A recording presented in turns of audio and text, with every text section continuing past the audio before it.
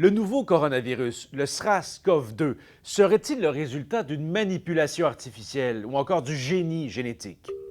C'est en tout cas le genre de théorie évoquée récemment par l'ayatollah Ali Khamenei en Iran, qui y voyait l'action du gouvernement américain, ou encore un sénateur américain qui a pendant un certain temps cru et laissé croire que la Chine a créé le virus, sans oublier un porte-parole du ministère chinois des Affaires étrangères qui a avancé que le gouvernement américain cachait des informations sur les origines du virus, qui aurait été importé selon lui à Wuhan par l'armée américaine en octobre dernier.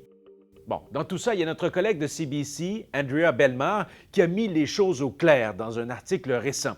Elle souligne qu'un nouveau rapport de recherche d'une équipe internationale de scientifiques publié dans le journal Nature Medicine conclut bel et bien que le coronavirus qui cause la COVID-19 n'est pas un résultat du génie génétique. L'équipe y a comparé les données génétiques du nouveau virus à celles d'autres coronavirus et a trouvé que la manière dont le SRAS-CoV-2 se lie aux cellules humaines indique qu'il a évolué de façon tout à fait naturelle. Si le SRAS-CoV-2 avait été manipulé, on s'attendrait à ce qu'il y ait une relation plus étroite avec d'autres virus connus. Oui, il existe d'autres coronavirus semblables, mais celui qui se rapproche le plus de la SRAS-CoV-2 en termes de génétique a seulement été découvert après le début de la pandémie actuelle. Alors, d'où vient le nouveau coronavirus à l'origine de la COVID-19?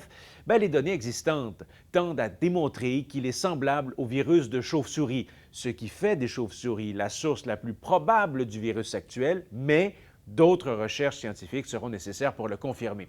Alors, des questions vous trottent en tête en voyant certaines informations circuler sur le web?